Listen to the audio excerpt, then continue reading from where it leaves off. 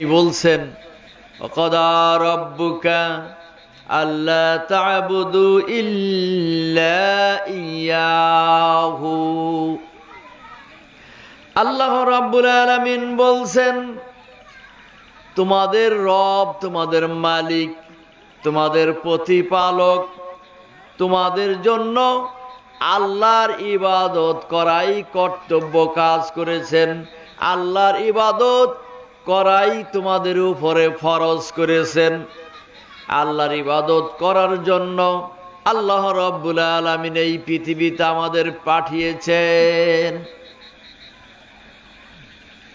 আল্লাহ রাব্বুল আলামিন হযরত আদম আলাইহিস সালামকে যখন এই পৃথিবীতে প্রেরণ করেন সেই সময় বলে দিয়েছেন ইহবিতু মিনহা জামিয়ান ফাইম্মা ইয়াতিয়ান্নাকুম মিন্নি হুদা ফামান তাবিআ হুদায়া ফালা খাউফুন ওয়ালা আলাইহিম ওয়ালা হুম ইয়াহজানুন।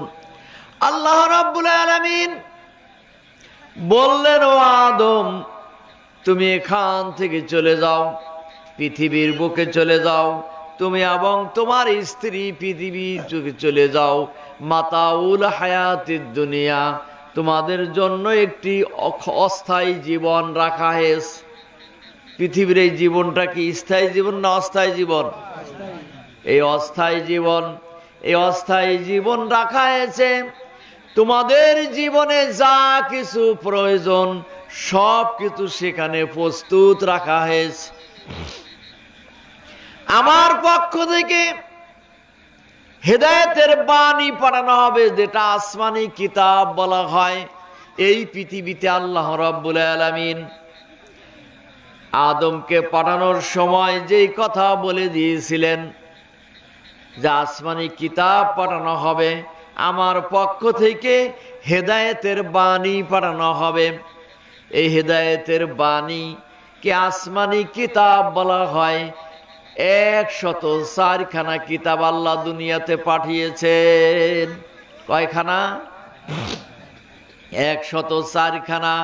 100খানাকে বলা হয় সহিবা, ছোট ছোট গ্রন্থ। আর 4খানা হলো প্রধান আসমানি কিতাব, তৌরাত, জবুর, ইনজিল, কুরআন।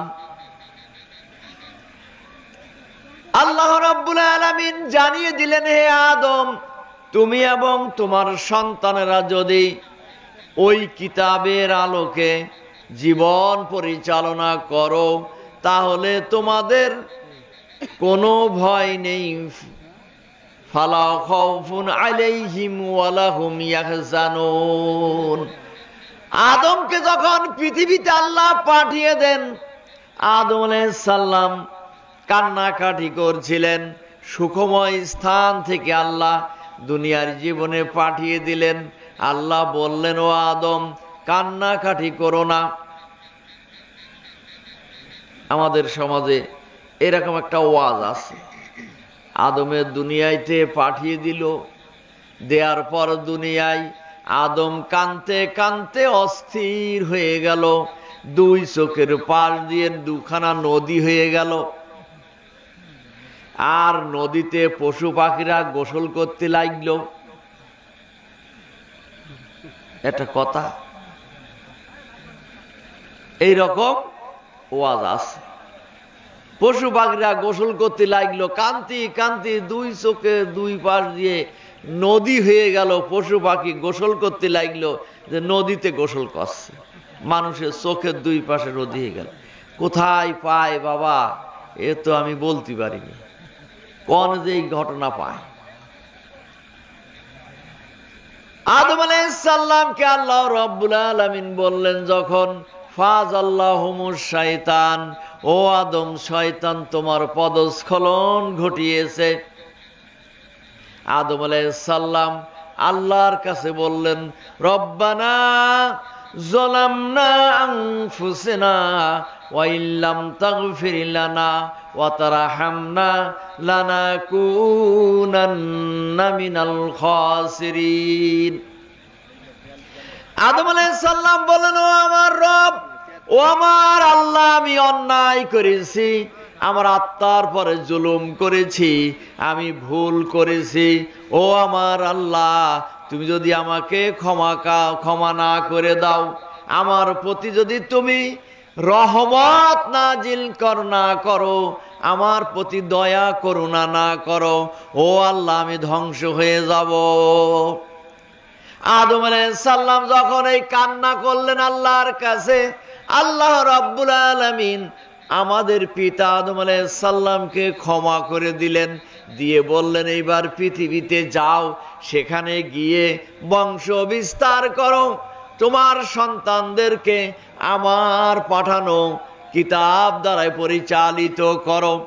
যুগে যুগে তোমার সন্তানদের জন্য নবী রাসূল যাবে, আসমানি কিতাব পাঠানো হবে, তার আলোকে জীবন পরিচালনা করলে ফালা খাউফুন, কোনো ভয় নেই, ওয়ালা হুম ইয়াহজানুন, চিন্তা ভাবনার কারণ নেই। ও আদম, যেই জান্নাতের সিঁড়ি বেয়ে তুমি পৃথিবীতে চলে যাচ্ছ, ওই জান্নাতের সিঁড়ি বেয়ে আবার তুমি জান্নাতে ফিরে আসতে পারবে, ঠিক কিনা? আমাদের পিতার বাড়ি কোথায়? জান্নাতে। আমরা কোথা থেকে এসছি? জান্নাত থেকে এসছি। তো এই জন্য আমরা কেন জাহান্নামে যাব? আমরা সব জান্নাতে যেতে চাই। তো এই জান্নাতে যেতে চাইলে আল্লাহর নির্দেশনা অনুসারে চলতে হবে, কোরআনের আলোকে জীবন গঠন করতে হবে, কোরআনের আলোকে জীবন পরিচালনা করতে হবে, কোরআন পড়তে হবে, তার আলোকে জীবন পরিচালনা করতে হবে। সামনে কি মাস আসছে? রমজান মাস আসছে। আল্লাহ রাব্বুল আলামিন এই রমজান মাসের মর্যাদা, মূল্য এত বেশি কেন? এই মাসে কি নাজিল হয়েছে? কোরআন নাজিল হয়েছে। আল্লাহ বলছেন, শাহরু রমাজান আল্লাযী উনজিলা ফীহিল কোরআন হুদাল লিন্নাস ওয়া বায়্যিনাতিম মিনাল হুদা ওয়াল ফুরকান। আল্লাহ রাব্বুল আলামিন জানিয়ে দিয়েছেন, এই রমজান মাসে আমি কোরআন নাজিল করেছি। এই জন্যই নাজিল করেছি আমার বান্দারা, মানুষেরা হেদায়েত প্রাপ্ত হবে, কোরআন থেকে তারা আল্লাহর নৈকট্য লাভ করতে পারবে, কোরআনের আলোকে জীবন গঠন করবে, তারা হুদাল লিল মুত্তাকিন, তারা সব আল্লাহওয়ালা হয়ে যাবে। অবায়িনাতুম মিনাল হুদা ওয়াল ফুরকান, কোরআনে বিস্তারিত বর্ণনা করে দেওয়া হয়েছে, কোনো গোপন টোপন নেই। আল্লাহ বলছেন কি, বায়িনাতুম মিনাল হুদা ওয়াল ফুরকান, কোনটি সত্য, কোনটি মিথ্যা, কোনটি হালাল, কোনটি হারাম, কোনটি করা যাবে, কোনটি ছেড়ে দিতে হবে, সব বায়িনাত বিস্তারিত আল্লাহ রাব্বুল আলামিন বর্ণনা করে দিয়েছেন। এটা কার কথা? আল্লাহর কথা। কিন্তু আমরা কি বলি? 90,000 কালাম গো তার, 30,000 জাহেরি, 60,000 বাতনি, বলে থাকি নাকি? বলে থাকি। আর আমরা যারা অবুঝ তারা বলি, কি সুন্দর কথা কইল গো, মারেফতের কথা কইল, হুজুর রে তা পাবে কনে। আর আল্লাহ বলছে বায়িনাত, বিস্তারিত আমি বর্ণনা করে দিয়েছি, তাফসীর করে দিয়েছি, কিভাবে তোমরা চলবে। আল ফুরকান, সত্য মিথ্যা প্রভেদকারী হলো কোরআন, আমি জানিয়ে দিয়েছি। আল্লাহ বলছে কোনো গোপন টোপন নেই, ও বলছে গোপন আছে। তাহলে অবস্থাটা কি? ওর চাইতে আল্লাহর আসমান জমিনের মধ্যে ওর চেয়ে বড় মিথ্যাবাদী আর কেউ হতে পারে না, ঠিক কিনা? এই জন্য আল্লাহর কোরআন যেখানে বলছে সেখানে আমরা সন্দেহ করব কেন? আল্লাহর কোরআনের দিকেই আমরা ধাবিত হব। এই কোরআন নাজিল হলো রমজান মাসে। রমজান মাসের এত মর্যাদা, এত মহত্ব, এত ফজিলত এই জন্যই যে এই মাসে কোরআন নাজিল হয়েছে, এই জন্য মর্যাদা। এখন আপনি যদি কোরআন না মানেন, রোজা রাখেন, রোজার ফজিলত পাওয়া যাবে? রোজার সব আমলনামায় লেখা হবে না। কারণ কোরআন নাজিল হওয়ার কারণে রমজানের এই মর্যাদা। এখন দেখা যাচ্ছে যে একটা যুবক ছেলেকে আপনারা বিয়ের জন্য নিয়ে চলে গেছেন, কন্যার বাড়িতে রওনা হয়েছেন। এখন এই রওনা হওয়ার পর বর যাত্রীরা সব আগে চলে গিয়েছে, বর নিয়ে যায়নি। তাহলে কনের বাড়ির লোকেরা বর যাত্রীদের সম্মান আপ্যায়ন করবে কিনা? করবে না। কারণ ওই বরের উসিলায় বর যাত্রীদের সম্মান, ঠিক কিনা? বরের উসিলায় বর যাত্রীদের সম্মান। বর না গেলে বর যাত্রীদের কোনো মূল্য নেই। গুড়ের কারণে গুড়ের ভাড়ের ঘরে তুলে বিড়িয়ে বেঁধে সুন্দর করে দিয়ে দেয়। গুড় না থাকলে ও ভাড়কে ঘরে থই না। এই জন্য বরের কারণে বর যাত্রীদের সম্মান, গুড়ের কারণে গুড়ের ভাড়ের সম্মান। কিন্তু আপনি কোরআন মানলেন না, রোজা রাখলেন, সে রোজার ফজিলত কি আমলনামায় লেখা হবে না। এই জন্য মর্যাদা দেখতে হবে, কোরআন মানতে হবে, আর কোরআন অনুযায়ী জীবন পরিচালনা করতে হবে। সুবহানাল্লাহ, আলহামদুলিল্লাহ, ইল্লাল্লাহ, সুবহানাল্লাহ, আলহামদুলিল্লাহ, লা ইলাহা ইল্লাল্লাহ। তো যে কথা বলছিলাম, আল্লাহ রাব্বুল আলামিন বলছেন, ওমা খালাকতুল জিন্না ওয়াল ইনসা ইল্লা লিয়াবুদুন। মানুষ এবং জিনকে এই পৃথিবীতে আল্লাহ রাব্বুল আলামিন সৃষ্টি করেছেন তার ইবাদত করার জন্য, তার দাসত্ব করার জন্য, তার গোলামি করার জন্য আল্লাহ রাব্বুল আলামিন দুনিয়াতে মানুষকে পাঠিয়েছে। অন্য কোনো উদ্দেশ্য নয়। আল্লাহ রাব্বুল আলামিন ঘোষণা দিলেন, সেই রব্বুল আলামিনের ইবাদত করতে হবে, তার দাসত্ব করতে হবে, তার গোলামি করতে হবে।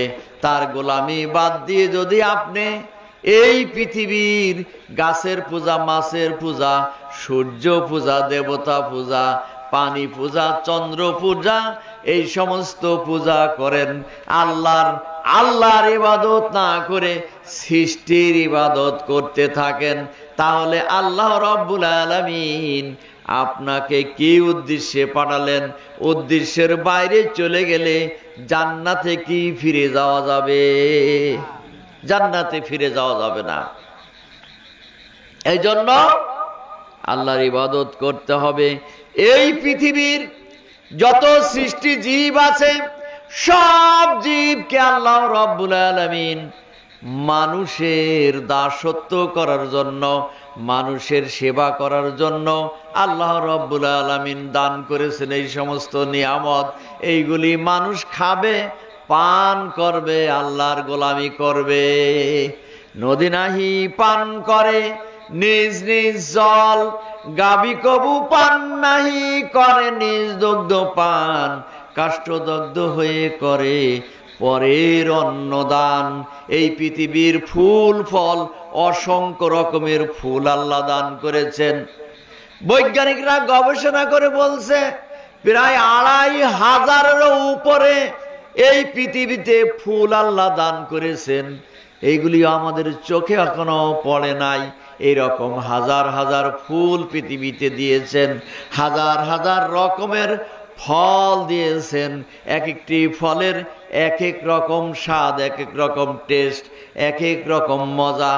আমের মধ্যে যেই টেস্ট, জামের মধ্যে আরেক রকম টেস্ট, কাঁঠালের মধ্যে আরেক রকম, জলপার মধ্যে আরেক রকম, কমলার মধ্যে আরেক রকম, এমনি ভাবে আঙ্গুরের মধ্যে আরেক রকম। এক একটার মধ্যে এক এক রকম শক্তি, এনার্জি আল্লাহ রাব্বুল আলামিন দান করেছেন। এইগুলি বান্দা খাবে, পান করবে, আর আল্লাহর ইবাদত করবে, ঠিক কিনা? আম গাছে আম কি নিজে খায়? জাম তার নিজের ফল নিজে খায়? কাদের জন্য এগুলি? এইগুলি আল্লাহর বান্দার জন্য আল্লাহ দান করেছেন। আল্লাহর বান্দারা এইগুলি খাবে, কত রকমের ধানের আবাদ, কত রকমের মাছের আবাদ, কত রকমের ফলের আবাদ, সব মানুষ খাবে আর পান করবে আর বলবে আলহামদুলিল্লাহ। ও আল্লাহ, সমস্ত প্রশংসা তোমার, তুমি তোমার নিয়ামত আমাকে খাওয়িয়েছো এবং পান করিয়েছো। এই সব নিয়ামত খেতে হবে, পান করতে হবে, শক্তি সঞ্চয় করতে হবে, আর আল্লাহর ইবাদত করতে হবে। খাওয়ার পর আল্লাহর শুকরিয়া আদায় করতে হবে। মাছের মধ্যে কত সুন্দর মাছ আল্লাহ দান করেছেন। ইলিশ মাছ পৃথিবীর শ্রেষ্ঠ স্বাদের মাছ, পৃথিবী জোড়া শ্রেষ্ঠ স্বাদের মাছ। এই মাছ আল্লাহ কাদের দান করলেন? বাংলাদেশি লোকদের। অন্য দেশে আছে নাকি ইলিশ মাছ? কলকাতার লোকেরা মিছিল করে যে বাংলাদেশতে ইলিশ মাছ এনে খাওয়াতে হবে। দুর্গা পূজায় ইলিশ মাছ না হলে ওকে জমে না। বাংলাদেশের লোকেরা সেই মজাদার ইলিশ খেতে পারে না, সব রপ্তানি হয়ে চলে যাচ্ছে। আমরা যেগুলি খাই ছোট ছোট ঝাটকা, এই ইলিশ মাছ স্ত্রীর কাছে এনে দিয়ে বলছেন, ও আমার গিন্নি, ইলিশ মাছটা সুন্দর করে ভোনা করো, ঝোল করো, শস্য ইলিশ করো। আর আমার ঘরে যে চাউল আছে, ওই সুগন্ধি